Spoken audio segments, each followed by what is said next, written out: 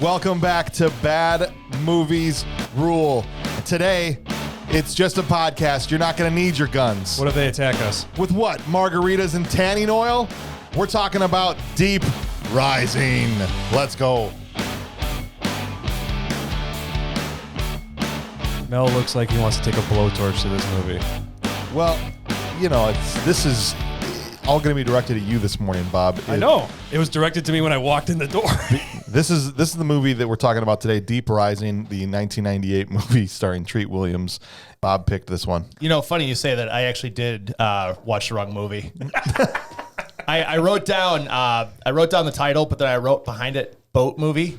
I'm looking around. I'm looking at Boat Trip, so I'm like, oh, Boat Trip with Cuba Gooding Jr. That was a horrible movie. Was that with Beyonce? I thought you were going to say you watched Deep Impact. No. Okay. This was a lot worse. That's that asteroid movie. Really?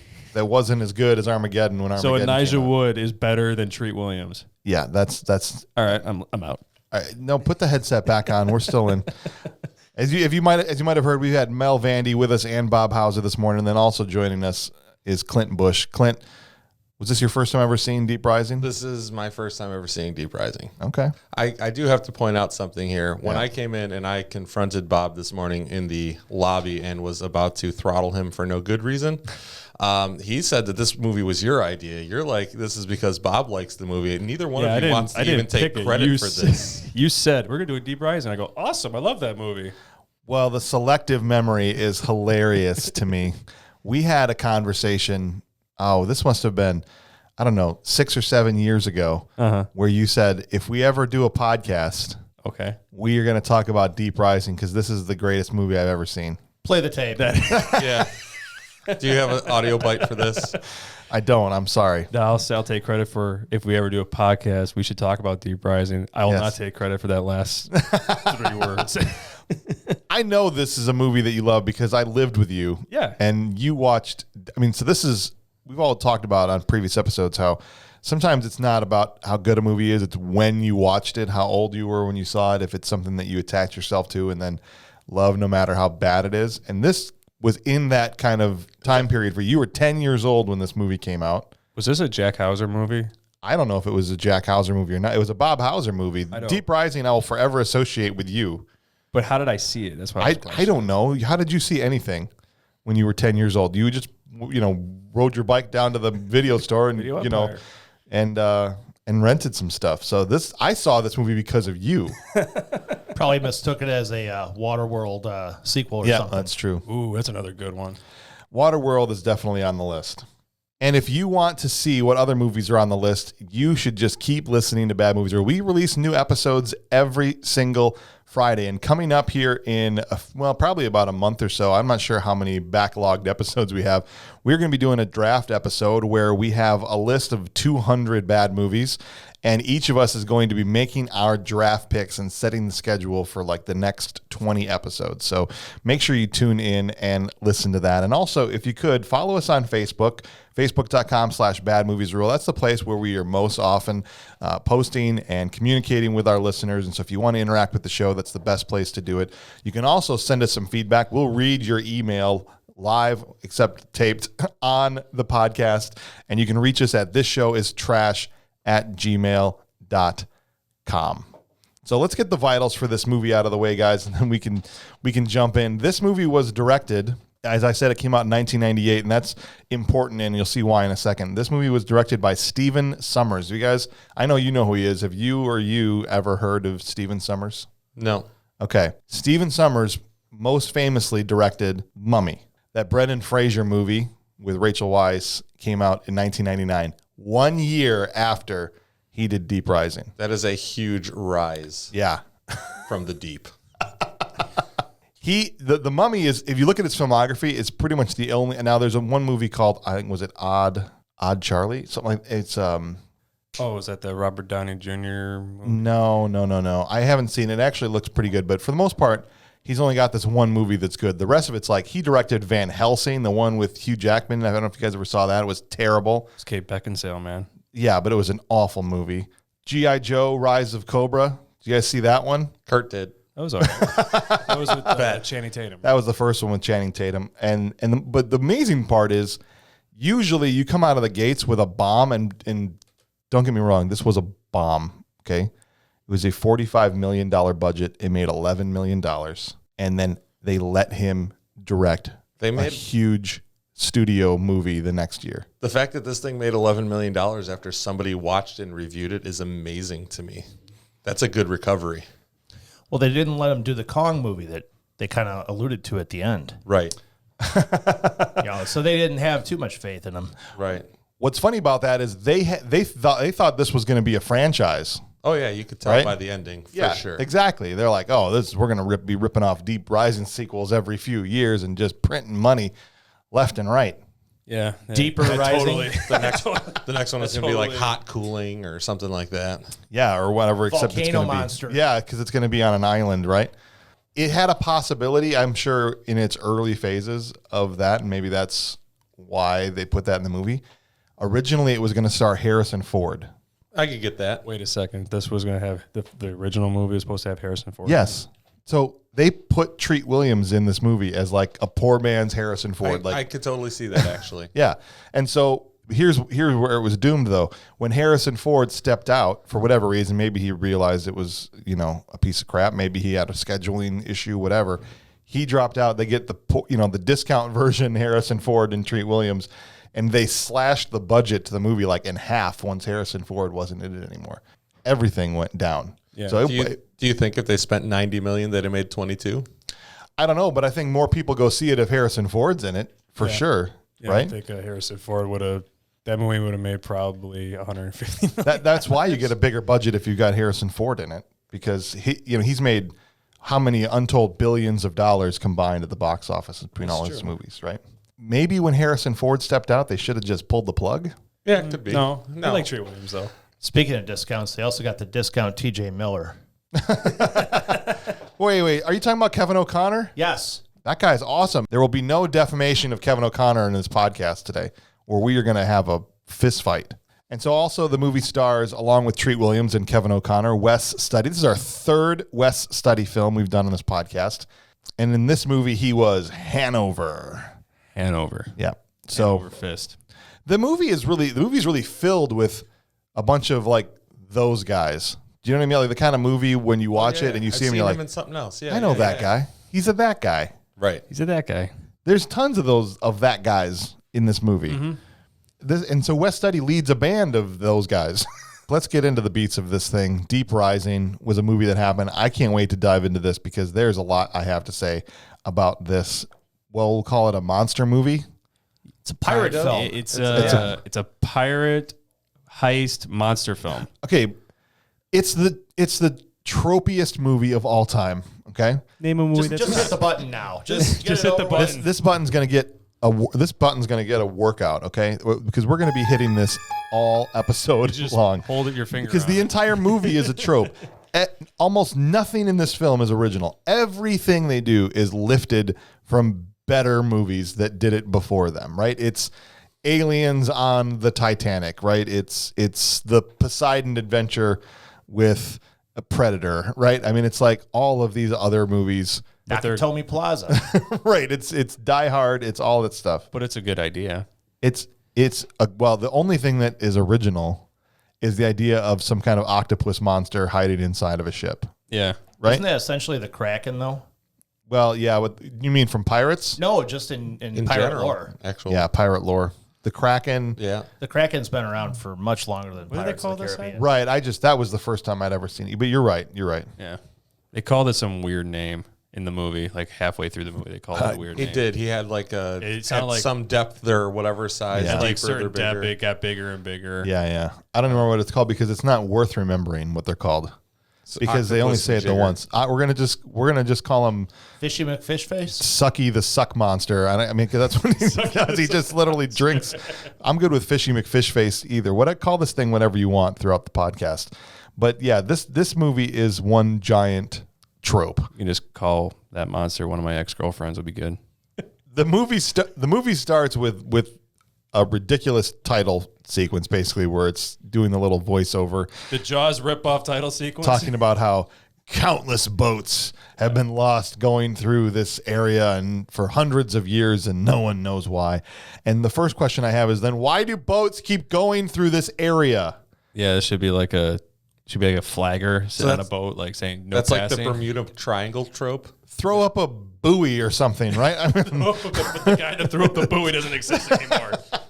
Sucky McSuckface is gonna kill you if you try to put a buoy up over there. Well, I'll get to that part. That's the funniest part about it, is the ending. Well, I think that's the first thing. If these people know there's an area where ships constantly disappear, I don't know. I just drive around it. Do you put caution tape around? I definitely wouldn't take my brand new chalk outline in the ocean. Something.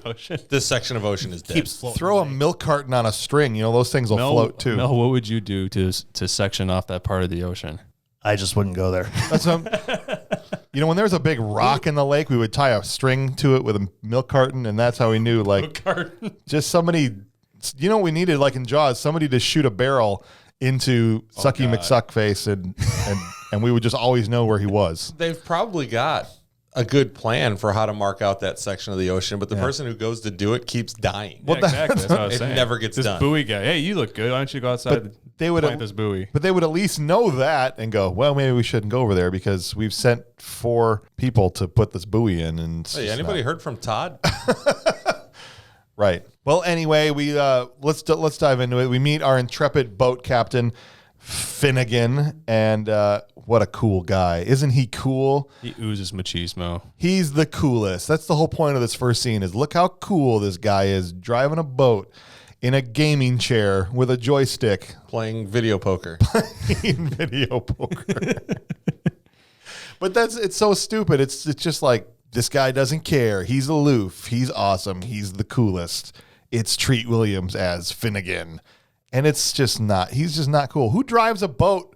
It looked like the chair from like 40-Year-Old Virgin where they were sitting in it with the joysticks that are connected to the handles playing Mortal Kombat. He also has like a sawed-off shotgun right behind him on his chair. Of course he does. Obviously, you're not a boater. Okay. I'm not a boat doctor, but I feel like I've seen the inside of quite a few, at least in film and in real life, and I've never seen somebody driving it from a gaming rig. It looked like he was streaming live on Twitch, not driving a boat. I do love that the boat looked like something that a Transformer took a crap on. Yeah. Yeah. It was, and he's got his little crew, right? Well, there's 2 other people with him on his side. There's a chick with muscles, as she's referred to more often than her name. Chick with muscles. This is so stupid. And then Joey, who's the brainy guy, right? The nerdy brainy guy. Yeah, the nerdy Brady guy. You got to have the nerdy brainy guy that only he knows the ship and how to fix it and, all that. And and then immediately after they're like, look how cool this guy is, then we get introduced to the mercenaries or whoever. What are they? They're thieves? No, they are not thieves. They were hired by the guy who built the ship, who owns the ship, who wanted to sink it so that he could collect the insurance money because it was a non-sustainable business plan. Well, so they're mercenaries then. Basically, yeah. Okay. Mercenaries. And the cast of the Mercenaries is great. They are. It's like I said, they got the guy who played Kano in Mortal Kombat. Trevor Goddard. Right? I'm sure I'm butchering that name. They got the other guy from that other movie. He was Cliff Curtis. Cliff Curtis, who was in Collateral Damage with Arnold Schwarzenegger. Oh, and tons of other stuff. Right, yes. That was the first time I remember seeing him. The big hulky guy from Guardians of the Galaxy, Amistad, and yes, I can't pronounce his name without butchering it. I'm sorry. Well, I won't make you do that. Steve. We'll call him Steve. No, it's we'll call him D because his name starts with a D. We'll call him D. Insu, something like that. Yeah, but he's an awesome actor. He's great. So and then West Studi leads that group, and so we forgot Jason Fleming.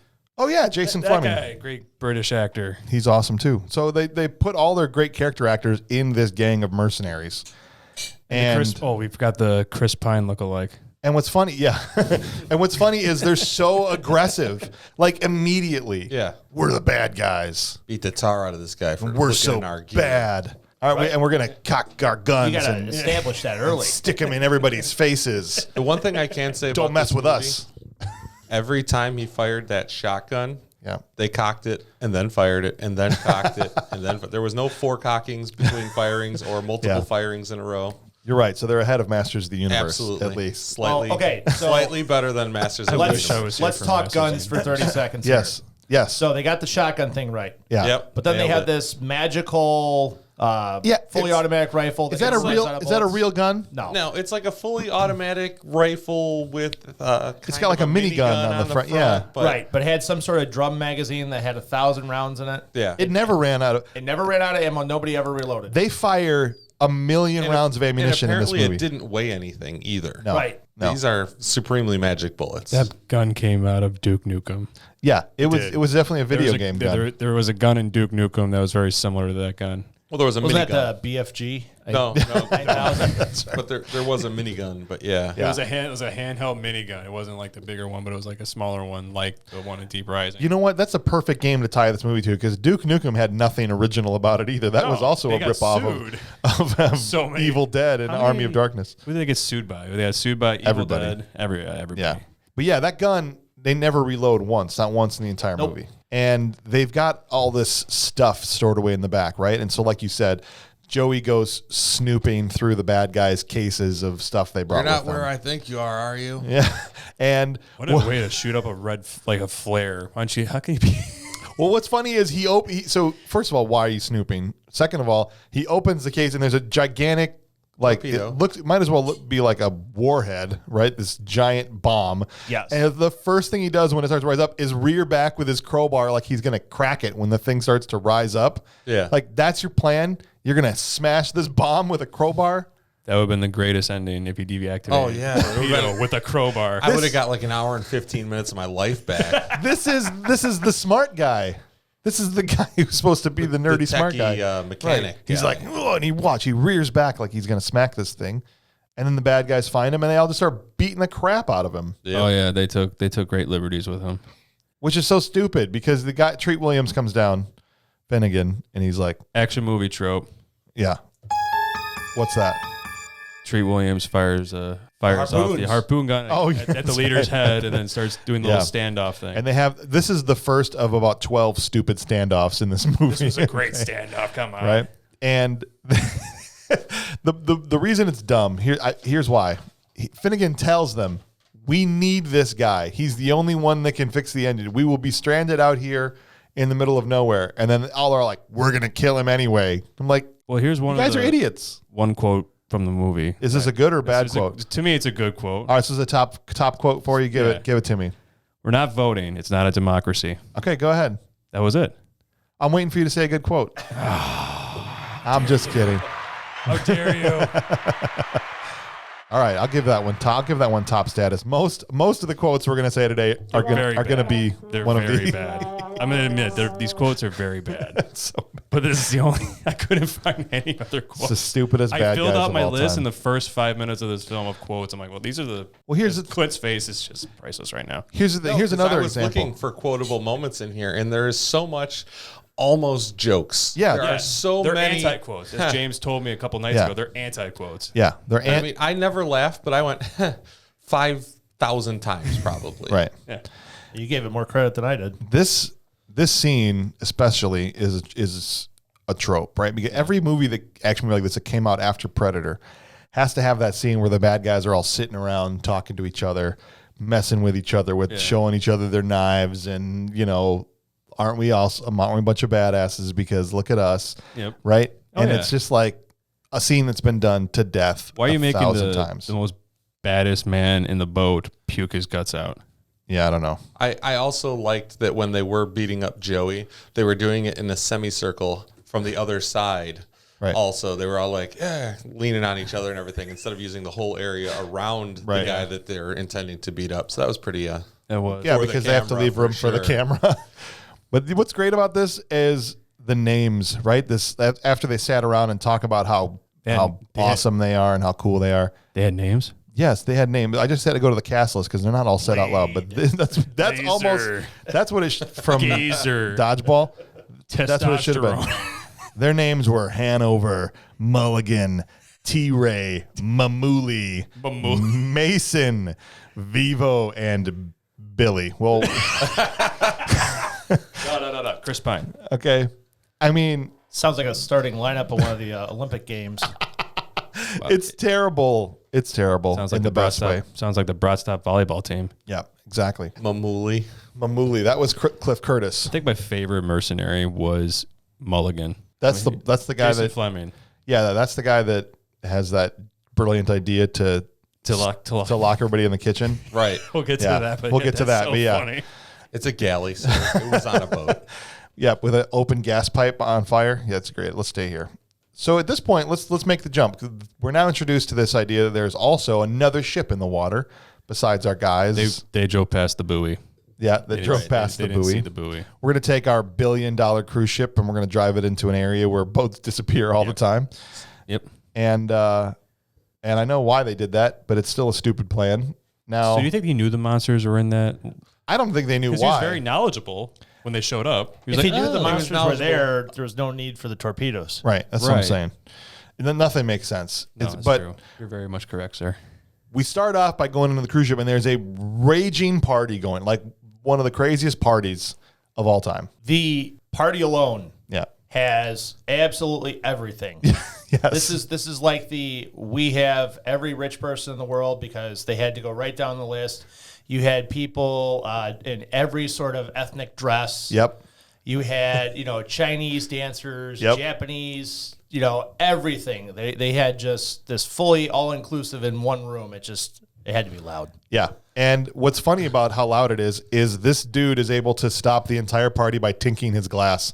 Right. Like 5 floors of parties stop when he stands there and just goes ting, ting, ting, ting, ting. Can I have everybody's attention, please? Have you ever tried to get people's attention in a large group? Yeah. It's crazy. That's where you break out the shotgun. Right. You would have needed a shotgun to get everybody's attention in that moment. Shotgun's coming later. I couldn't help that Anthony Heald, who plays this gentleman, looked like a school principal. Yeah, well, that's kind of the party plays and everything he's in. true. He was a school principal in something else. Yes. Yo, he was. Yes. Okay, that's why. Okay. Wow, I don't remember. Just like Cool as Ice. It probably sucked as well. We're also introduced here to Famke Jansen's character, who has the worst name out of every character in this movie. So That's a traditional Dutch name. Wasn't it No, not her name. I'm saying I'm going to call her Famke for the rest of this podcast because her character's name is in a movie full of stupid character names. Oh, Trillian. Trillian St. James is her name in this movie. Trillian St. James. Yes. It's a stage name. So we're going to go with Famke for the rest. So we meet her. She's outside for a second. Coming to the main stage, Trillium. Trillium. And she's just hanging outside and she just hears this monster scream. That's like the first time there's any indication that there might be a monster. She's standing out on the back of the boat. How did the monster scream underwater? That's what I'm asking. She, That's all she should have heard. but she was standing on the back of the boat after just pickpocketing the captain of the boat Right. for his key card to access the vault. Right. Because she's a thief. We find out International that's thief of that's some why type. she's there.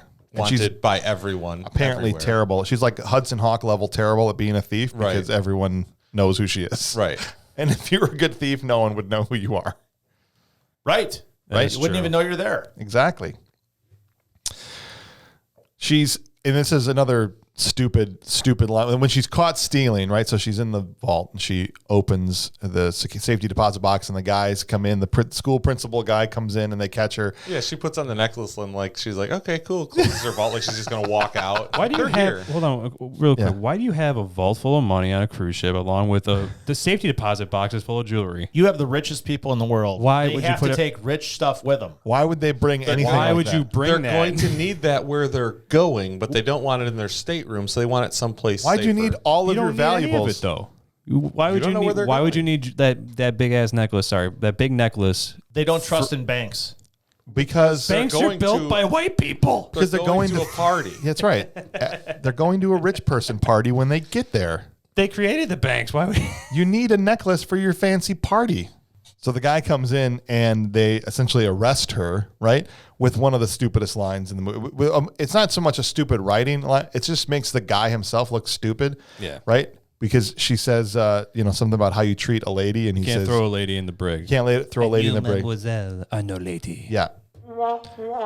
You just called her a lady when you called her mademoiselle. And then you're like, you're not a lady. It's stupid. It doesn't make any sense. Well, again, movie trope conveniently put into the brig. Yes. Well, there is no brig. She's putting a cooler with all the the appetizers. Yeah. Maybe they're using the brig for storage. Like Steven Seagal was in Under Siege. Yep, exactly. I want to ask a question before we go any further, because I love this cast, and at this point we've pretty much met everybody that's going to be in this movie, and it's filled with great character actors and people that were fantastic in other movies. And so the question I want to ask is, would this cast is it the cast's fault this movie is bad?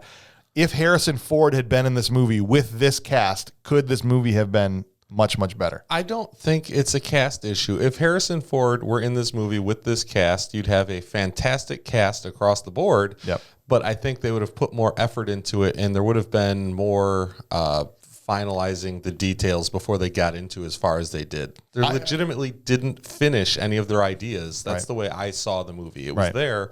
It was good. Just none of it was done to a standard higher than high school drama. I agree. Oh, I disagree, because if Harrison Ford were in this, everybody would have just said, hey, remember that really crappy Harrison Ford movie? Yeah, that one that really sucked. Well, why'd he do that? You know, if it needed the money. I like Treat Williams. I enjoyed the film. It is a very bad film, but like Clint said, the second Harrison Ford left, the studio probably just lost faith in the whole project, and that's why you got what you got. Yeah, they might have stopped the rewrites they were doing. I mean, maybe they would have polished the script more. They could have pulled in somebody. You know, Harrison might have. Some of these guys have guys that come in and rework dialogue and all that kind of stuff. So you never know. I mean, right now with this great cast, and you got Treat Williams it's like a monkey driving a limousine. It's just like Left Turn, Clyde. Honestly, that would have been scary. That would have been a true horror movie. You've got a limousine of a cast, and then you just put like an orangutan behind the wheel, like, here we're going. I don't know how to drive because I'm a dumb monkey. So you're saying we should have put Barry Bostwick in this movie? Yes. If you had taken Ace Hunter from Megaforce and put him as the leader of the mercenary group, I would have dressed They up would again never have today. shot a thing. They would never have hit the squid, whatever this thing is called. Sucky McSuckface would never have gotten any damage because Megaforce couldn't hit their target. they would never have. They would have been dead in 4 minutes. That would have been the greatest. The dirt bikes would have come right off the boat and sunk. You would have done that tire roll or barrel roll, then the Sucky McSuckface would have just caught him in midair. As he was getting half digested, kind of like West Studi, and his front half was still out of the tentacle, he would have done the thumb kiss to Joey like this right before he got finished off. Would have been great. We had something to talk about. So this is the late 90s this movie was made. Schwarzenegger wasn't really doing movies in the late 90s like the 80s, like action. So you know what actor was doing great action movies in the late 90s? You know what I'm going to say. What? Why was he not in this movie? Who? Nick Cage. Ooh, Nick Cage? In Deep Rising. As which character? Finnegan. As Finnegan? Yes. At the time, he was in the middle of his big action trilogy, right? He was doing Face Off, The Rock. Face Off, Rock, and Con Air. And Con Air was all happening at this time. Those are great movies. We should do those. Absolutely. Especially Con Air. They're too good to be on this movie. Right. We could do like a side spin-off podcast, just like one episode of Good movies rule. Good movie, so Clint doesn't have to watch bad movies anymore. Well, Con Air technically. Here, guys, watch something entertaining. Con Air is actually technically a good bad movie. Yeah, maybe Con Air and maybe Face Off. Not The Rock, definitely. No, not The Rock. That was a fantastic movie. Sorry, I got sidetracked, but I just thought it was kind of funny. No. I think Nick Cage in this movie would have been. We got to get off the ship. Why are these flesh-eating squid things trying to get my hair? I really want to get walking both worlds. I'm Ghost Rider. Wrong movie, Nick. Yeah. Sorry. That hadn't even come out yet. Well, at this point, we get into the actual meat of the film. The thing that we're all waiting to happen happens, and the monster attacks the cruise ship.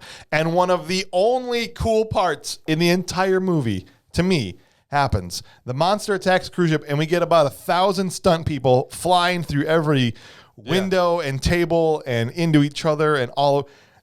I love like old school stunts, like where the people are not CGI. Right. You get actual stunt people flying through actual pieces of wood and glass, and that was awesome to me. The whole ship, I don't know how fast it was going at the time that they shut the engines off, but that's right at the same time that, you know, we don't know who the inside man is yet at this point in the movie, but somebody kills the engines. What do you think he shut the ship off with? What albums? What Those music weren't think it was audio Seal? CDs. Seal. He just downloads a Seal CD and it shuts the Vanilla entire Ice. ship down. It was probably It was Vanilla Ice. four. It was definitely four Vanilla Ice. songs. It was 4 albums. It was probably Seal, just Napster and Metallica shut them off. It was the Cool as Ice soundtrack. Kenny G. It was the Howard the Duck song that George Clinton did at the end of that movie. It was the Hulk Hogan song from Suburban Commando. It was the nice Wouldn't place to wanna visit. I wouldn't want to live there. Ice Cube song from Street Fighter. And it was, exactly. That's what they put That's in what there. so- And it that's what shut the stopped whole the ship. So it was that, not the monster that made everybody start flying through windows and stuff.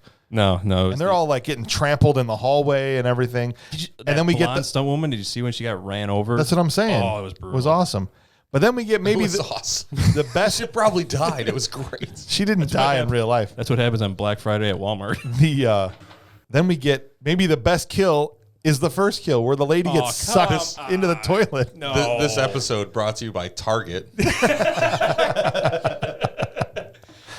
How about when the lady gets sucked into the toilet as the first kill? That was pretty. cool. You read the whole thing and it says cannibalizing. Mm-hmm. It's like some monster cannibalizing the victims or whatever. It's like that was not cannibalizing. No. I'm sorry, that was not it.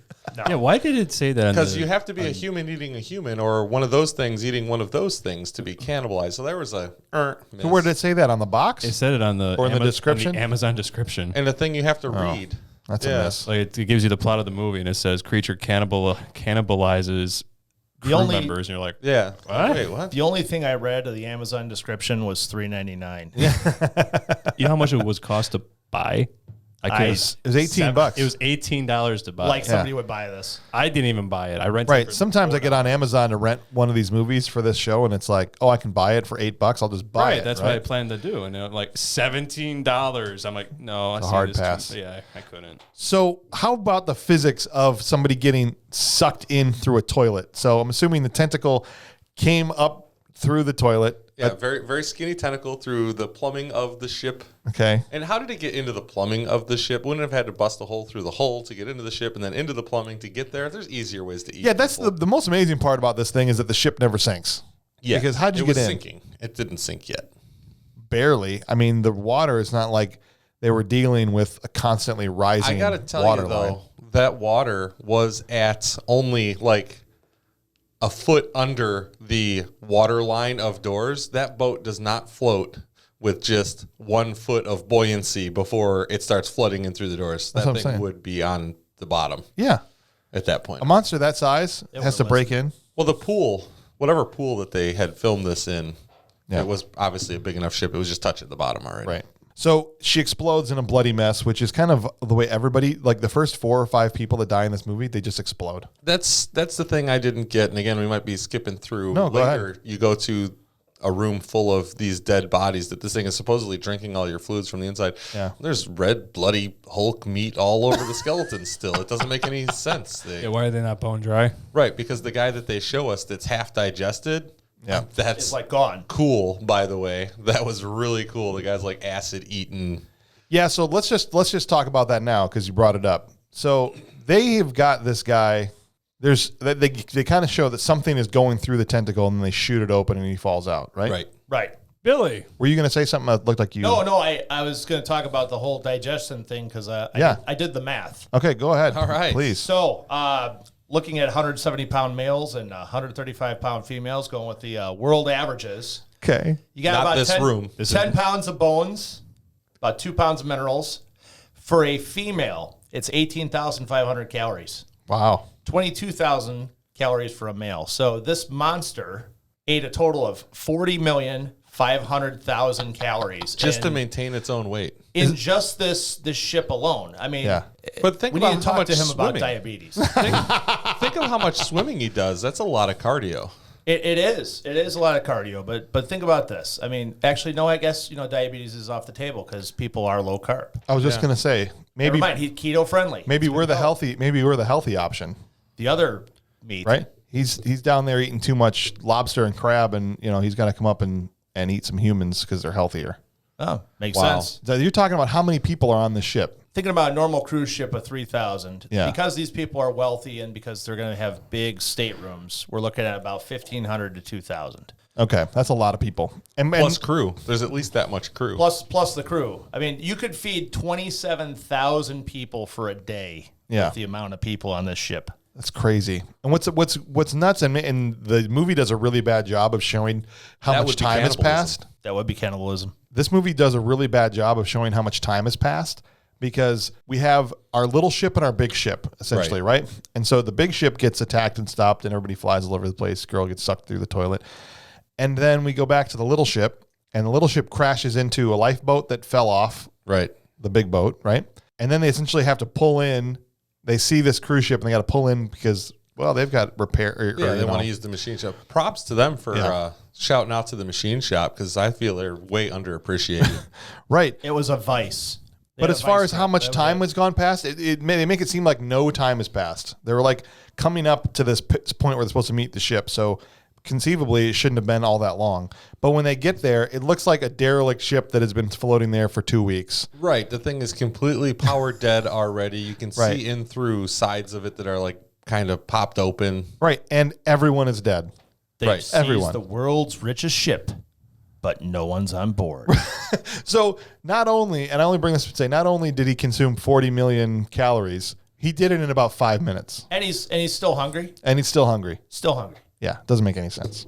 They board the ship or they Right. leave a couple people behind, but for the most part, they're all going to get on the ship. And this is where I want to bring up the fact that Treat Williams gives one of the dumbest lines in the entire movie.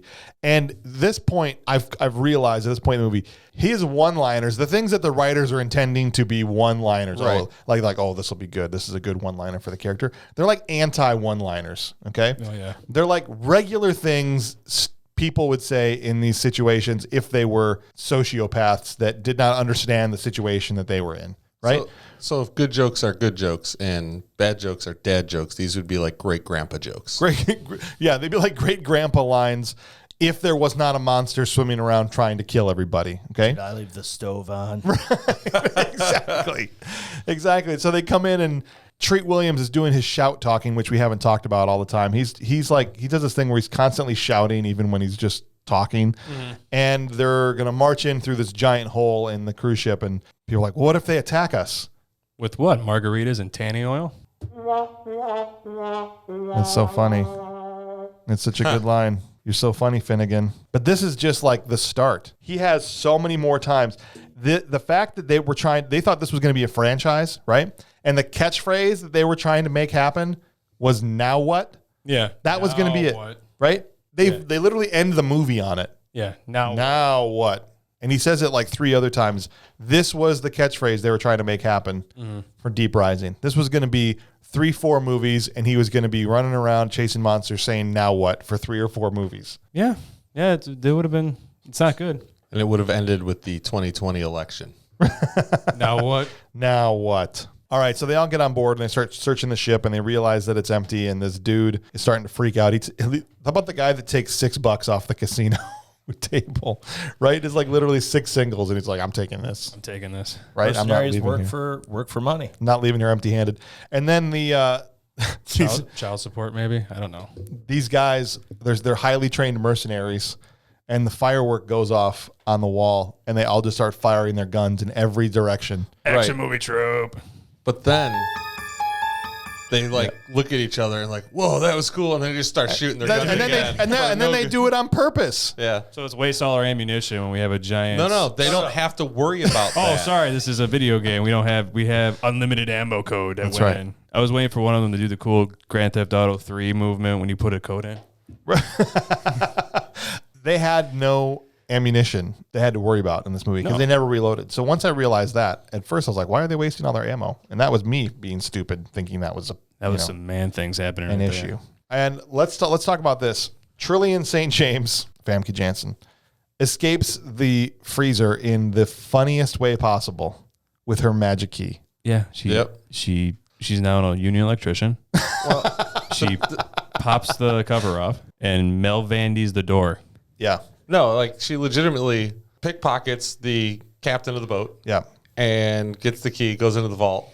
And at the end, when they catch her and they're all being great and everything, she gets close enough yet again to pickpocket the owner of the boat to get his magic key. Yep.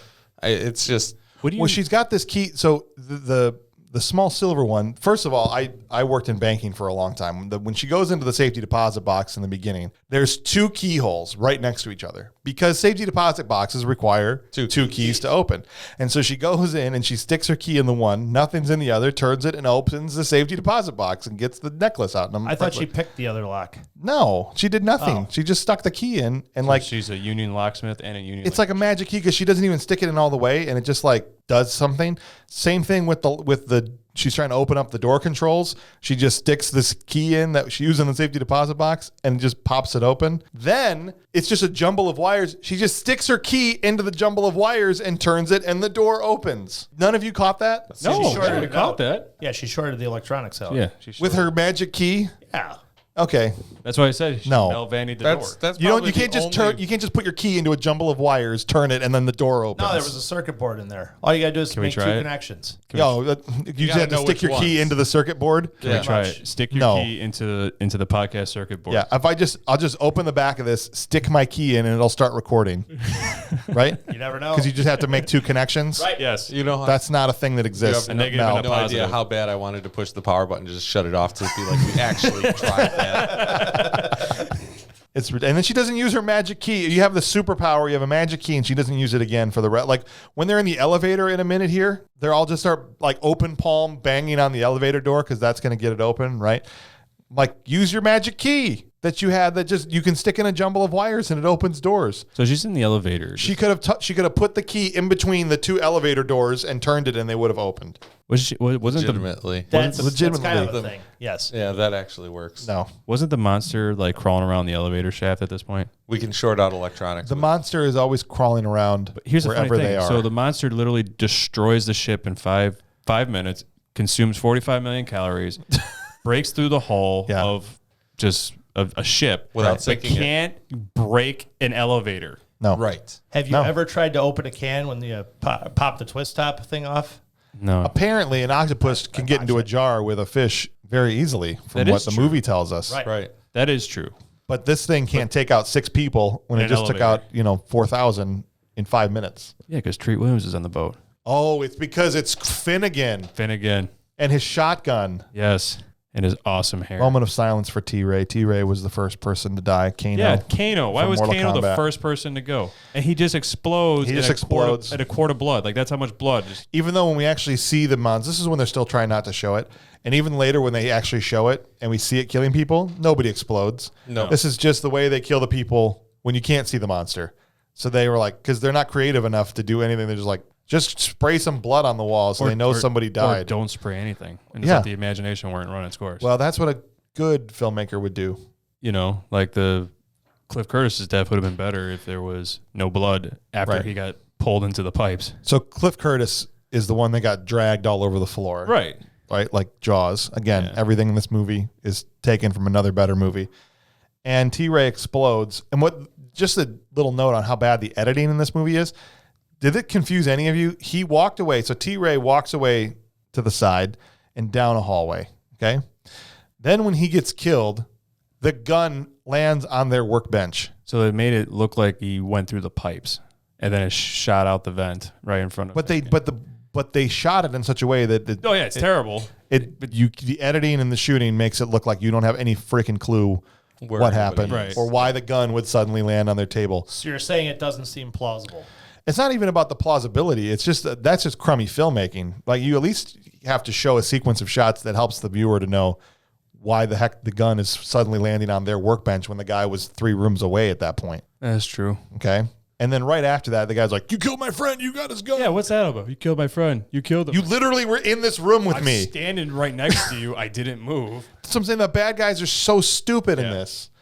And they get so aggressive for no reason. And the first thing they're going to shout at everybody and point their guns in your face It's pre-workout, man. every time. It's pre-workout testosterone pills. Although Rage. the best bad guy death, I think, is the next one. When they open the vault and Boy just catches an axe straight in his face. Yeah, He he got awesome. it lucky. He got it lucky. That is the best death in the whole thing. I laughed. Is it bad that I laughed? I just did not expect that. I didn't remember it from like it's been such a long time. They opened the door and just bam, right in his head. Yep. Yep. That was good. Oh god. That poor guy. Now, if you were a mercenary and someone took out one of your guys, you would literally lay waste to everybody. They did. They did. They shot 3 of them. But the other 2 were hiding on this side of the Right. Yeah. vault. And they didn't know that T-Ray and Mamuli were downstairs getting killed either at the time. So That's true. The mercenaries were dropping like flies. And Muscle Chick got pulled out of the boat too. Oh yeah, Chick with Muscles. Talking about lazy writing. Billy and Chick with Muscles Chris Pine and Chick with Muscles. are back on the little ship, working on things, and she gets killed.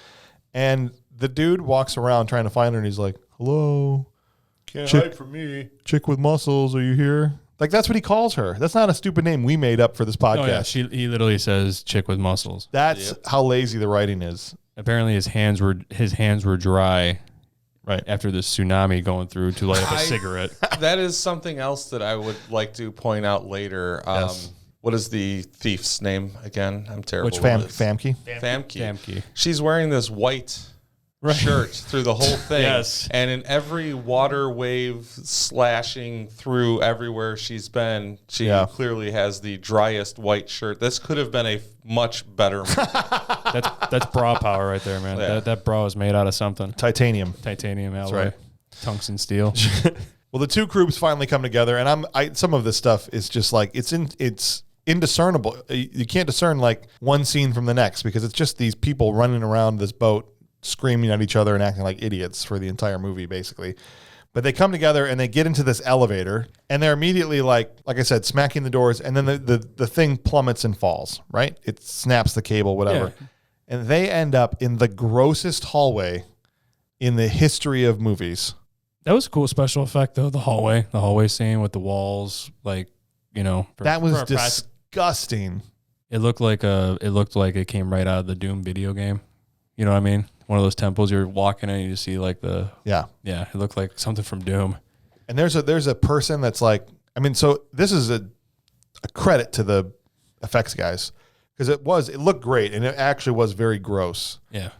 This hallway that they got dumped into, and there's like these half-eaten people. One of them still kind of like, reaching up. Here's my little nitpick about that is like this whole time Wes Studi is trying to stop Finnegan from having a gun. Right. There's no one else on the ship. Where am I going to go? Right. My ship's broken. Right. And then the second the monster starts caving in the wall, it's like, hey, you, kicks up the gun. And kicks up the gun to him. Right. It's like, why would you just give him a gun in the first place? I know. But you're because at that point, when they didn't know that there's a monster and hey, we need all hands on deck here, they're legitimately thinking the only thing he's going to do with the gun is come after us. Yeah, maybe. I mean, I totally understand it from that standpoint. It's like the only thing he's going to do with a gun is probably try and overthrow us and get out of here on his own. We need him as a prisoner. Here's the thing about their actions not making any sense. These guys spend the movie shooting everything that moves.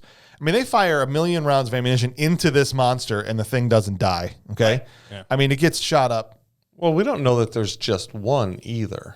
Well, it's all regardless. It's all these are all tentacles, mouth-eating tentacles attached to one fat giant Lego block of a monster at the end. Well, and the thing is they are so what's the word I'm looking for? Non-discriminatory in what they shoot at, right? But then Billy comes out half digested, right? And no one shoots him. Nah, they just stare at him. It's Billy, and he's screaming. That is the coolest. It was a good. That was almost nearly dead scene of somebody half digested and melted away. It's cool. The CGI was actually that was well done. That was CGI. Well done. That wasn't real. No, that wasn't real. That wasn't real CGI. That wasn't a stunt guy, but that was a well done sequence. That's one of the parts that stands up in the movie. I feel like it's really cool. I was like, that would have been an awesome Two-Face. But how does nobody shoot him, Mel? You got to shoot your boy in the face when that happens, right? If I'm ever swallowed by a sucky McSuckface tentacle monster and I come out half digested and I'm literally he's looking at all of them like help me, and everyone just watches him die. Maybe they felt they had to conserve ammo at that point. Buck Wild earlier. That's what I'm saying. They'll shoot at anything. I don't want it to be my fault you're dead, though. And then suddenly their trigger fingers all get paralyzed. Bro, at that point, I would want you to kill me. Can't do it. Yes. I'm not Kevorkian. No. Kill. You bet. Bob, would you shoot me in that situation? Yeah. Thank you. Yeah, I would shoot you. And then I would shoot everybody else in the leg and run. I'm out, man. Screw this. No tanning oil for me. Well, they all kind of run and did get play separated. that joke later. That you know, you and I it. were discussing that, but we'll discuss that in like a few minutes. That we're the, gonna get the to that in a hallway half running. hour. Well, the thing is, at this point in the movie, they all kind of separate, and so like Finnegan ends up with the girl because, of course, he does, and they're all running separately. And this is the perfect example. Get me a cold beer. This is a perfect example of his stupid lines. He comes around the corner, right? She comes running around the corner. Geez Louise, lady, are you trying to give me a heart attack? Hey, you got a boat, right? Get me off of this. I'll get you whatever you want. Anything. Right. I can have whatever I want. Yeah, whatever you want. Can you get me a beer? Yeah, it's... Or right after that, she's like, do you know what these things are? Yeah, real unfriendly. Real unfriendly. And then The anti-one-liners. And this then guy. they meet up to save the ship captain, which they didn't save. They just Right. stared at that guy, watching him get sucked down a hole in the walkway. Yep. And then we get the educational high school history teacher lesson on what these things are. Yeah, so can we talk about that? Because that is a big time movie trope. Is this guy, he's like a billionaire cruise ship captain. Well, he's not even the captain, but he just like is the creator of this cruise ship. Right. But he also happens to have all the necessary relevant data about this sea monster that no one's ever encountered before in their Right. life. It's the It's the Chris Farley security guard from Wayne's World. Right. Yeah. Right? Yes. Which is the joke that they were making, like, oh, isn't it weird that he happened to know everything we needed to know at just the perfect, seemed awfully smart for a security guard, right? And the joke that Mike Myers is making in that movie is at some point in these dumb movies, someone needs to know more than they would ever possibly know just so that the plot can be told to the characters at the right time. And so he tells everybody about these monsters, so a certain 1,000 feet. But he doesn't even call them that. That's the funniest thing about that. Those are the name for the tentacles. Octolus? Yeah, that's the name for the tentacle, the face-eating tentacles. The legitimate monster. He says something like Latoya family or something obnoxious. Something. Is like very...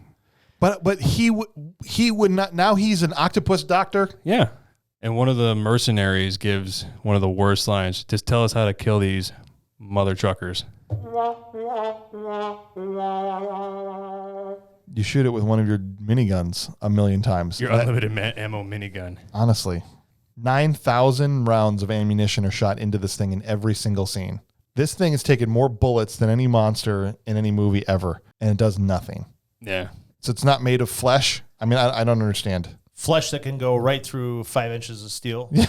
But can't break an elevator. Effortless. But not elevators. Can't get into an elevator by kryptonite. No, but the rich cruise ship business tycoon knows everything about these things, apparently, even though no one's ever seen them before.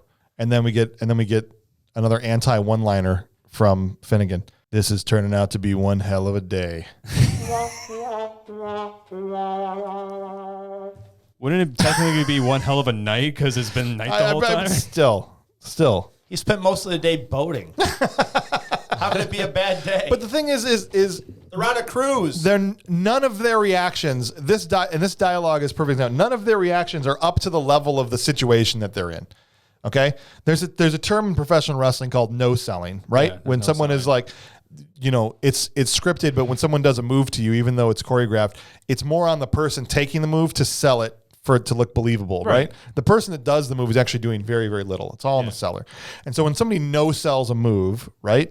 That's what it means. Is like they just no reaction at all. No reaction. Right? They get right back up. There is more no selling in this match than at the end of a Hulk Hogan match when everyone's hitting him and nothing's happening. Okay. This is a no sell the movie. Honestly, this is turning out to be one hell of a day.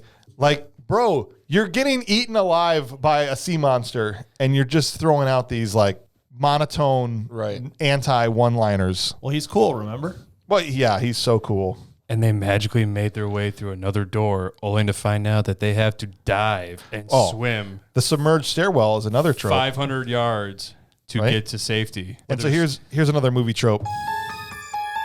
Everybody in the movie can swim underwater with their eyes open in salt water. In salt water with open wounds. 20 meters. Right. Like an Olympian. Right. Yeah. Well, Jason Fleming probably had the better chance of survival. with a 10,000 bullet gun strapped to him as well. Right. Right. That weighs nothing. My big thing is they're running through these hallways and these gangways and these bulkheads and stuff like that. The front of the boat, they're up there. They're watching this. Yeah. The front of the boat blows open. Water starts pouring in. They go through a freaking bulkhead specifically designed to stop water, and nobody stops and just pulls the door shut. I mean, seriously, that would have stopped all the water rushing down the damn hallway and would have negated the entire next 20 minutes of the movie. You're right. You're right. But you're asking not smart people to make smart decisions. And I think it's okay to critique these things because the whole point of these kind of survival movies, the fun of them is to ask yourself, what would you do in this situation, right? That's what makes the bulkhead. That's what makes movies like this, or like when you're watching zombie movies and all that kind of stuff, right? Like, what would I do in this situation? Actually, I can go one step further than that. Yeah. I would have stopped all of this by owning some other type of business than a ship mercenary transport company. I know. And it would have never happened. If the money's there, we do not care. That's right. How about? I will say this. This is the first time, probably the only time, I'm going to hit the good quote button for anything. There's one line in this movie that happens right at the submerged stairwell that Joey gives that actually made me laugh. When he turns to the guy, the mercenary, after some of them dive in, and he just goes, "Can you get asthma?" Right. Or you have to be born with it. Right. That was the only time in the movie I actually laughed. It was such a good line. That was it. And then how about this? When because all of them eventually dive in after they almost get eaten by the tentacles. The last mercenary, not the last, there's two mercenaries left, gets eaten while he's underwater, and he lets off a grenade. Yep. Underwater. A concussion from that would have dropped anybody else still in the water. Thank you. That's the worst thing he could have done. Yeah. Right? Is set off that grenade, because anyone still in the water is dead. Well, plus it's an enclosed room that's sealed off, Yeah. Airtight. So Right. Forget about it. Yeah. The shock. So Joey survived that grenade blast. You have way more chance of surviving a grenade in open air than you do underwater. It's way more devastating. It's the compression. It only takes 4 psi to destroy Right. your lungs. Right. Really? Your lungs would explode. I didn't know that. Yeah. As soon as I saw that, I was like, oh, everyone in the water's dead. But then a couple people still crawled out of the water. It was amazing. He's the luckiest ship mechanic of all time. He is. Skill. His luck keeps on getting better. Well, their luck's about to get worse because this is when they start getting herded. They get separated and they get herded into A kitchen. the main feeding room. Well, the kitchen. The buffet. Oh, we forgot about the kitchen. Yeah, the kitchen. Mulligan. What's his name? Mulligan has the brilliant idea that we're just going to stay in this galley. Yeah, we're going to hold up. We're So going to we make a fight stand him off right here. here, right now. That's right. Yep. That lasts about 4 seconds because the monster's in the galley almost immediately. Went through the stove ventilation, apparently. Yeah. And- The hood. Yeah, The the hood. smart monster. It is. This thing is intelligent. Yeah. I can bust through the whole of this ship. No problem. Still can't get through an elevator. This damn door. Right. It also I'm gonna knows go how through the air doors ducts. work. Right. Because this is the part when they start to herd them into the main room. It's opening and shutting doors, which it did not do at any point before this in the movie. Yeah, it's hurting them to the bow of the ship. So that's how smart this thing is. Right. And then then this is the ultimate. No, I shouldn't say this is the second worst because there's one even worse past this. This is one of the worst no-sells in the movie is when they walk into the main, people soup room. I mean, it's just like a room filled with people soup. Yes. And they just run in and they're just like, oh my God. But my wife is watching this movie with me. This is one of the few she sat and watched with me. And she even got loud at the point. Like, none of them are reacting like you actually would if you walked into a room full of people soup. No. This looks Clearly- like some kind of feeding ground. Right. Exactly. Clearly underdone. Oh, yeah. Hold on, I'm going to do that in my Nick Cage voice. Oh, God. It's a feeding ground. It's just no, like the acting, it's just, you have to react to what's happening around you. It's not just in how you deliver your dialogue. No, yeah, you're reacting. Like most of acting is reacting to what's going on around you. Yeah. They no-selled it like a Ultimate Warrior match. It feels like they filmed the dry run for this stuff. You know what I mean? This is like the second rehearsal. They all Right. kind of know their marks and where they're supposed to be and what's going on in the room. They've seen it. They're not surprised by it anymore. Right. But there is been zero polish put on any of this. Right. Exactly. That's The a whole great movie across. Like That's they a great all- observation. They all skipped the table read. This was the table. It was the table read. No, you're right. Like, They were supposed to bring Harrison Ford in afterwards. Every scene. And they just stopped and they're like, oh, well, he's not in. Well, just go with what we got then. Right. Every scene they're like, all right, guys, let's just do a quick run through to get ready. And then they'll do the run through and like, all right, guys. And then Treat Williams like, all right, I'm ready for the take. And like, no, we're moving on. Like, wait, what? This was definitely directed by Ryan and Rick. Well, we got to talk about your favorite part in the movie because that's what happens right after this. Like I said, they get separated and we get Hanover and Joey running down a hallway. Oh, yeah. So good. Once again, Joey, the luckiest boat mechanic in the world. The only way to slow them down is to feed they're them. running down the hallway, not just running, because it's like what, like wait, 2 or 3 foot of It's like water knee- in this knee hallway, deep. Yeah, it's- and they're running like they're all carrying. I would like go with trudging. they're trudging. So this monster is supposed to be obnoxiously fast. Well, this monster takes a super speed pill at the end of the movie to catch a wave runner, but it can't catch 2 guys trudging down a hallway. That was not a Wave Runner. That was a Sea-Doo. Wave Runners are Yamahas. That was a Bombardier. Okay. I stand corrected. But the point is they're going about 2 miles an hour. So this monster Yes. can't catch them. West Study. But when they cut to the monster's like zooming. it's zooming. It's going obnoxiously And then it cuts back to them and like, How we got to slow it down? We got to feed it. All they got is a stick of gum and a breath mint. right, another totally not, Yeah. Funny. It was chuckling, but it was like, yeah, okay. And then West Study shoots him in the leg. which, you know what? I get it. No, I mean, I if get you're why getting he did chased it. by a monster, you only have to be faster than the person in front with- of him, though, so it was unnecessary. I guess. I don't think I could ever bring myself to shoot anybody in that situation. I know, but in his case, he's not a but good I'm gonna person. outrun him. If you were behind, maybe that's different. You Right. feel like you'd be faster than the people I in would this try to room. outrun you, Right. Right. but I wouldn't shoot you. It'd be like, well, It's that famous saying, right? You don't have to be faster than the bear. You just have to be faster than that you. guy, like West Study, shaned Right? Joey. And I mean by did. Shane, Walking Dead. Walking. Yeah, no, Yeah. he did. Shane shot the fat guy in Walking Dead. No, right. I remember. Yeah. And Terrible. and it was awful. But he got instant karma. No, he did. Instant karma. Because not 1 minute later, he's half eaten. He's getting You know, dranked. he's getting dranked. He's getting dranked. Or I think that's what you think is happening. Drinking him. Yes. Another no sell. This was you great. would be screaming your head Absolutely. off if you were being drank by a monster. Would you, But though? he's just like I would think. It I don't- looking like I he's don't- looking like he's taking a crap. Well, I mean, he kind of was. Well, right, but bro, you would absolutely be screaming your face off. He's just like gritting his teeth, like I can take it. And Tom Marlowe just bite your lip and give it hell. We're going to get through this. That's right. It's ridiculous. But what'd you think about his death sequence with the gun? That was great. He literally is sitting there. He picks the gun up off the floor. Joey does. does, yeah. And he's gonna bail. And he gets like tapped on the head by this by Hanover. Hanover, the Yeah. mercenary, who just recently shot him in the leg while he's running the hallway. And Joey does the most ridiculous, realist thing you could do, short of killing the guy off himself, because he's like me, doesn't want to do it. Right. He gives the guy the gun. But he gives him a cool send-off line. Don't say I never gave you anything. Right. And that one was a good one. I actually you do thought that was a good one? Because like that was a like good one. hey, you shot me. F off. Do it yourself. Yeah. You know, It was so good. That was actually probably the best scene in the movie. Yeah. It was that little confront That 5 minutes of Yeah. two scenes coming Yeah. together. That was a good point there. I liked it. He kind of gave him that final F you, do it yourself, Yeah. but helped him out. And Yeah. he From sold a the hell out of that scene. humanitarian, yeah, from a humanitarian standpoint, that's like the best thing you could possibly do. He didn't have to kill him. But then the guy turns the gun on him as Joey's running out the Right. room and shoots him and misses. Somehow this guy misses. Yeah. Right? Once From again, Joey is 30 so feet. lucky. And, he's like, you a-hole. You know? you a-hole. He just kind of runs down the hallway again. Right. And this guy turns the gun on himself, pulls the trigger. No bullets. That so good. That was cool. so good. That was Poetic cool. justice. Then he screams. And You're then right. he screams. Then he screams. Right. Because once it got up to his man pecs, it was like, this is painful. Yeah.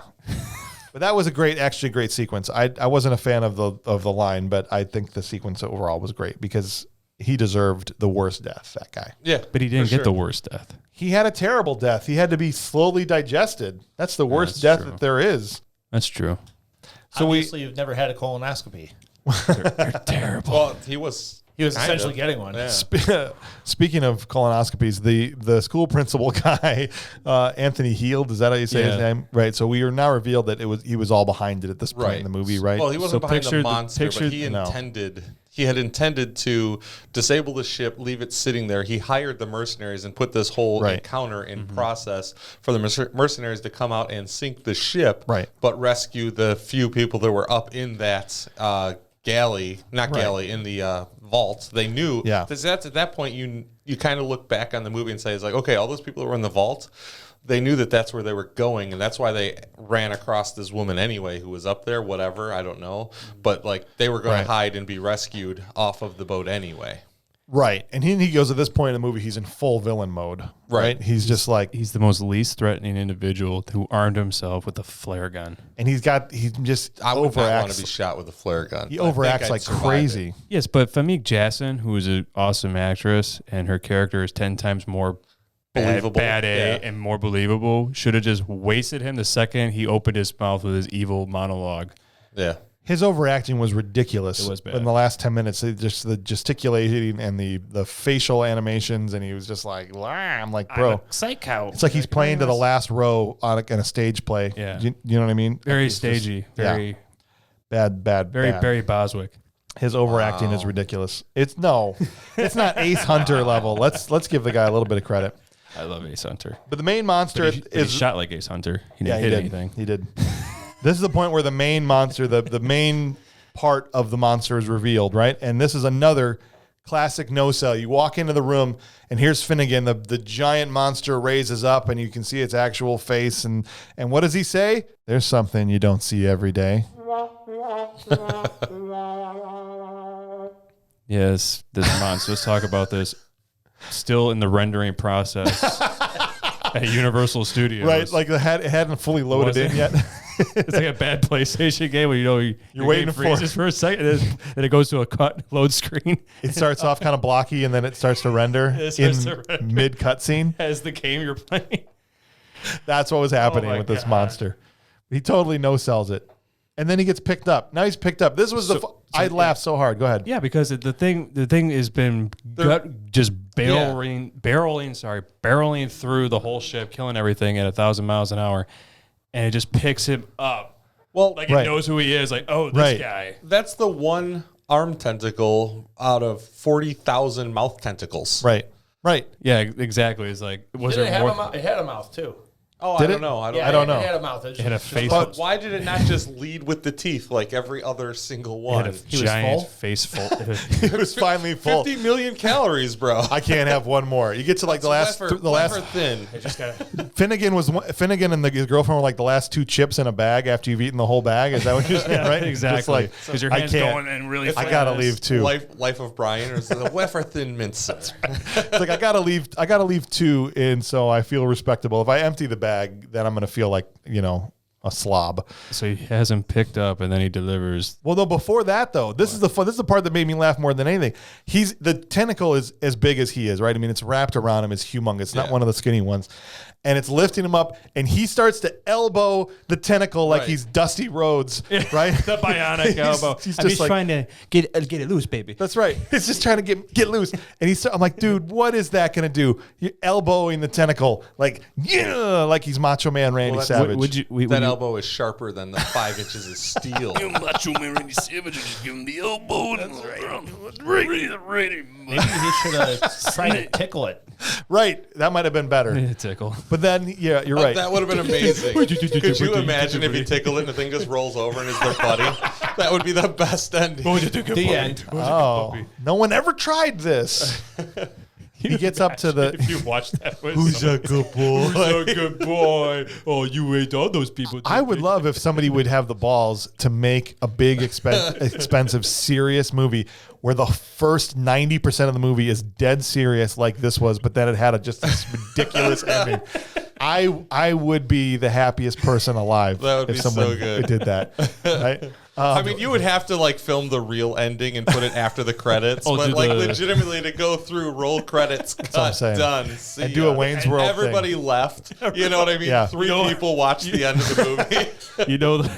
Everyone left the theater because the movie was trash. Yes. The 3 people that got to the end just movie trash. I would have totally redeemed all the time I'd spent. No, I mean, up until that point, the movie was trash, and then you got that. That would have been great. But the tentacle lifts him up to his eyeball. right? yeah, like just- straight up to his eye. Like, let me get a good look at this thing I've been trying to eat. And he takes his shotgun and shoots him directly in his eyeball. Which is awesome. But says, "What are you looking at?" It's so stupid. And the eyeball explodes like a He's cantaloupe in a way too microwave. calm for about to be eaten by a monster. You have to be the hero, man. You gotta No, be, but you gotta be calm. You These are the still kind of could guys be who like walk away from explosions without sweating. flinching. Okay, he's not like he's a boat driver. Okay, Yeah.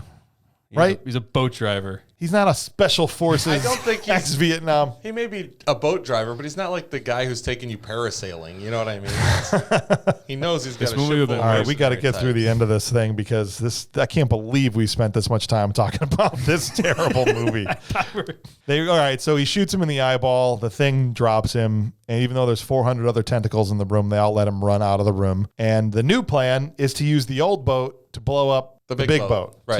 To put Right. it on So a we're direct back to plan course. A. We're back to plan Blow up A. the big boat. Yeah. Right. So to use the torpedoes to use the 9 million torpedoes that Yeah. are in the hull of the little boat, Right. And so they go into the jet ski room to try and get a jet ski. a jet ski. And he comes around the corner, and this time she almost kills him for real. She shoots about 100 rounds of ammunition Yeah. all around him. Oh, we missed a classic. And we get action movie another. trope. What's that? He got back to the boat and Joey was missing, and there was slime everywhere. Oh, you're right. And then he sat down and looked up at the camera and said, "I'm gonna ruin everything," with his face. Well, but then he comes in with another grandpa line like right after that when she almost shoots him with a gun, and he's like, "Jesus, lady, are you trying to kill me?" He was like a 90-year-old trapped in a 40-year-old body. He was a grandpa. Honestly. And so we get the jet ski chase. This is when the monster now can zoom very That was fast. a cool scene. That was cool. That was That cool. scene was really cool. Those were 1996 SPX 720s, and the Yeah. yellow ones were the XP 800s. I actually owned both of those boats back in the day. Nice. A lot of fun. That would be cool to have, 15 inches of smooth water in a hallway to actually rip like that. yeah. That would be actually a whole lot of fun. I would love to have been the stuntman on that. I could not believe that part. Completely unbelievable. Why? Have you ever seen anybody on a jet ski that wasn't smiling? No, it's true. Neither That one of them is was true. smiling. They were true. not smiling. That's way more fun. That guy was, Maybe it was the giant monster. he was jet skiing like he was on the Channel Lakes. That's It's not like he Right. reacted to the monster before then. Although, that's true. Although Famke did transfer her superpower to him for opening things inexplicably because he shot Yeah.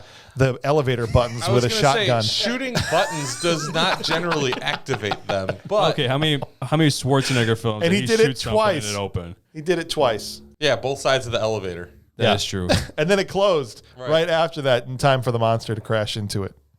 Yeah. That was good. It was a That's good good scene. stuff. Well, the ship explodes. They get away on the jet skis. They have this awesome moment. And this is the coolest moment to me was the actual ship explosion. Well, the terrible dude hops onto the boat. Yes. Shatters and his he femur. Gets it. Yeah, he shattered his femur. He jumps off many stories down onto the boat That's smart. over there. Haha, we're going to live. Yeah. He gets onto this boat. He hobbles himself inside. He looks at it and is like, I'm going to escape. I got everybody. Oh, it's going to sink. He's happy. It's actually Yes. going to sink. This is going to be good. He's not financially ruined. Yeah. Yeah, he's happy. He's got the whole world figured out. This thing's on autopilot. Controls disabled. Everything. The Like game chair has been disabled. Game over. You got the video Right. poker yeah, thing. Video poker, game over, the whole 9 yards. Like, wait, we're back to Street Fighter. What happened? And he starts to weep like a 3-year-old He girl. does. His acting was ridiculous. And then he blows up. But the ship explosion was really cool, I thought. You think so? When the way it went All off. of the panels of balsa Yeah. wood just Yeah. blowing off into The model. awareness. The yeah. model. explosion was sorry. cool. Can we talk about when the monster blew up into a bunch of Lego blocks? Yeah, so I thought Did anyone notice that when the monster blew up? it was definitely the worst computer graphics of the thing of a movie filled with them. In the initial explosion, Low res. though, at the What's that? at Low the res. boat to hull Yeah. contact point, you do see the surfboard flying up at 1,000,000 trillion miles an hour. Do you? Yeah, I missed it. I actually saw. it. I was like, "Why the hell It is there it flew up towards the camera. As Yeah, the, I was like, as why the- the hell is there a surfboard in this shot? Because I missed it earlier on that they said he had brought it just in case. Gotcha. Well, the ship exploded. The monster explodes into like in a low res explosion, as Mel says. Mel says, explosion. And I mean, some of the graphics, I guess for 98 were pretty good of the monster itself, right? But the explosion at the end was definitely the worst. That was like Jaws 3 level. Oh yeah, Jaws 3D. oh yeah. So they all take their, well, not they all, the two of them, seemingly the only two that are alive, take their Sea-Doo all the way to the island that they now spot. There's an island right here, and they're so happy to be alive, and they make out a little bit, and then. And then Joey pulls a Hudson Hawk ending, Right. like the guy that was rode up in a smoking donkey, Tony but Aiello. burnt to a crisp. Right? It was like, "Can you believe it?" Is like what I expected Joey to say here. Right? Rolls up on a surfboard, and he's like, "I survived. Can you believe it?" Your surfboard almost cut me in half. Joey was single-handedly outswam Yeah. this monster. Yep. Did I catch you guys a little lip action there? Yeah. Give you a little lip action. There's an ocean in my eyes. Yeah. And then we get the pull out, the pan out, like the one we wanted in Megaforce, where it would pan out and we would see a child playing with toys. Right. Right. We get the pan out at the end of this movie to see that there is another monster in the forest, and It's barreling towards them. then we get a one final. Now what? I laughed because the fact that they thought they were going to get a sequel off of this movie is hilarious to me. Yeah. There's no way, boys. Let's make it. We can Would make you this would you movie- remake this movie? We today? could probably afford Treat Williams. We could make this movie for $78. Yeah. That's Film it in a porta potty. yeah.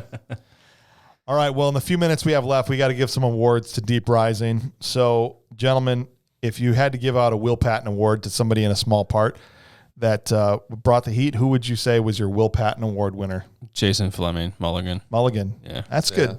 He was He was the most believable actor on like he appropriately sweaty and worried and Yes. and he did a good job. Yeah. did a very good job. How about for you, Mel? The rifles. The rifles. They never let down. That's true. They were the only ones that did their jobs. Solid performance. Solid throughout, performance. 10 out of 10. He was in it a fair bit, but as far as performances go Yeah. and bringing the heat, I don't know. It might even be Mulligan. I don't remember the names of Yeah. stuff. Makes me terrible. Well, you've described the him. brother. Yeah. The lone brother. Yeah, the guy that got, well, he's the guy that set the grenade off in the underwater. He set the grenade off underwater, but He that was good. guy legitimately, he did a T-Ray. good job, and he's, No, he T-Ray brought- was Kano. He Oh, brought sorry. to the light here. He brought to light is like, man, why is I always, the whole thing. Yeah. It was just so good. It's like he's gonna live, He was but he didn't. definitely the most intense, I felt like, For out sure. of all the bad straight guys. across all the bad He was. guys. Yeah, yeah. He So- wanted people to take notice of his performance. 100%. So I'm gonna give it to Billy. Just I thought his death scene was very well acted, even though nothing else he did was that great. But No. I just got to give props. And he hasn't had much of a career, that guy. Unfortunately, you look at his filmography, and I can't remember what his name is, but it was like he played a busboy in the next movie after that, right? I mean, he was looked like to be maybe he was a Steven Summers buddy from school or something. But I thought it was good. It was a good part. All right, top 3 performances. For me, I would say that the top performance in this movie for me was Kevin O'Connor as Joey. Yes. He did his best with what was a weak script and did a really good job. I thought Famke Jansen was not given much to say or do, but she was good and at least appropriately reacting for the most part throughout this movie. And I just think she's great. So I'm going to give her number 2. And then for number 3, I'm gonna give it to Cliff Curtis. I know he wasn't in that much, but I love that guy. Yeah, he's good. And he was good. He was good. How about for you guys? I think I get all the awards for being able to sit through this thing straight through. Well, at least give me a number 1. Who was the top performer in the movie for you? Oh, absolutely, Joey. I mean, Yeah, he okay. was farther towards the comic relief end of the whole, like all of the comic relief. I think everything that our boss man had for comic relief was a miss. Like, Yeah. legitimately wasn't there. Right. But no, like, I don't think he belonged in this movie. Like, his character, there's got to be somebody here. Obviously, you watch Twister, he would have been, what was it, Dusty? Yeah. He would have been that character type of guy. Right. But I don't think that the rest of the movie had enough actual serious to contrast against. I It was like get what you're partial saying. joke to the jokey guy. Right.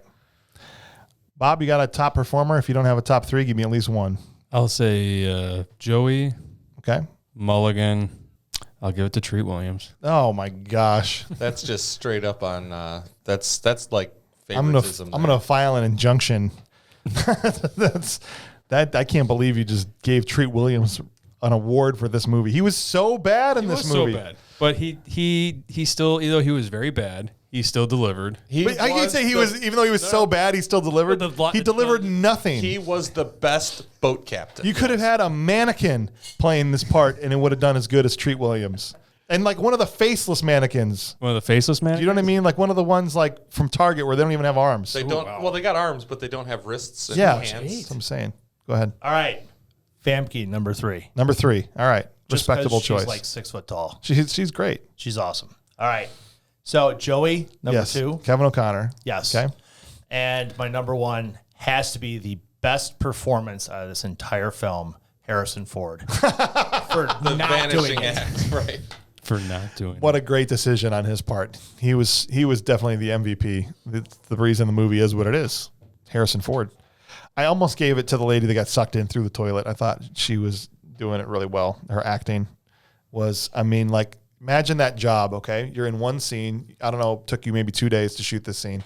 You sit down like, okay, a tentacle is up your butt right now. This is how you have to react. Could you imagine if you like went in for auditions just for Right. extra or whatever? Yeah. Like, I want anything, any part. Your agent calls you. Hey, you got the part getting your ass sucked on a toilet. It's like, All right, so you're going to get rear-ended. That's right. Yeah, that's No good. that's hard. That's a hard job. She did it though. You know, that's why you don't flush on an airplane, right? No, I know. While you're sitting on it. While you're sitting on it? Yeah, because you might get sucked down. You know who would have been better in that part? Arnold Schwarzenegger. Absolutely. I can't do it. I was going to say I had fiber, too. No, can you imagine him just like, all right, Arnold, you're on this toilet, and his tentacles kind of shoot up thing, and he's just like, okay, I got it, don't worry. And he's like, all right, actually, Get this thing off my butt. What is this thing? Get my cheek out of your mouth. I know Harrison Ford passed. I think if Arnold is in this movie as the Treat Williams character, it's a totally different movie. And I think it's 100% better if Arnold is in this movie because the one-liners would have been on point at least. Absolutely. At least. I would go with Nick Cage. Over Arnold?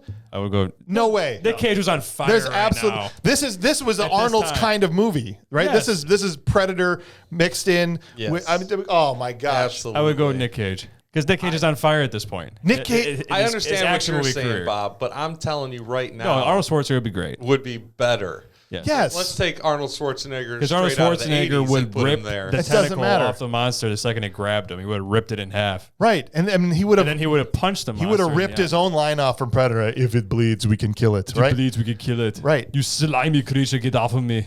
Right. He would have like the tentacle would have come at him. He would have grabbed it in his hand, shot it with his he other would hand. have punched it, the lash onto his arm, tried to suck his arm. He would have shot it right in the Right. face. And he then stayed he would- stay down. Stayed down. And then he would Think about how much different of a movie this would have been if it was Steven Seagal.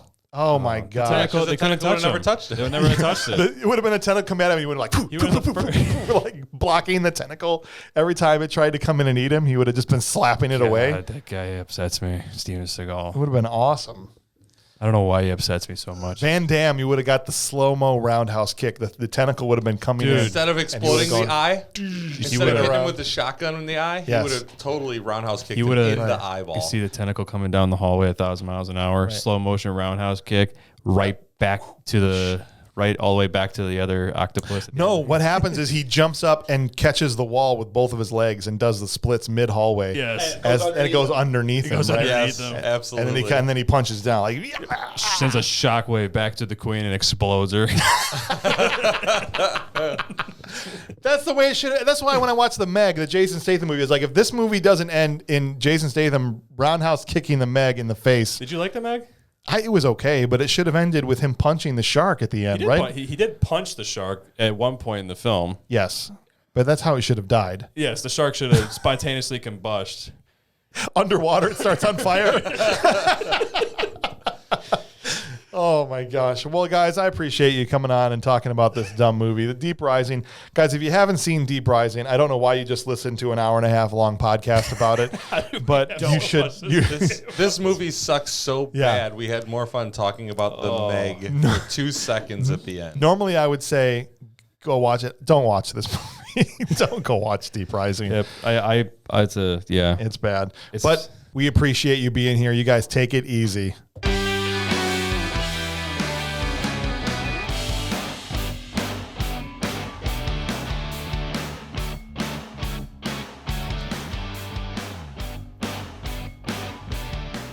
So, what do you think Treat Williams is going to do with the residual checks of the $16? He got $16 he made in this room right now.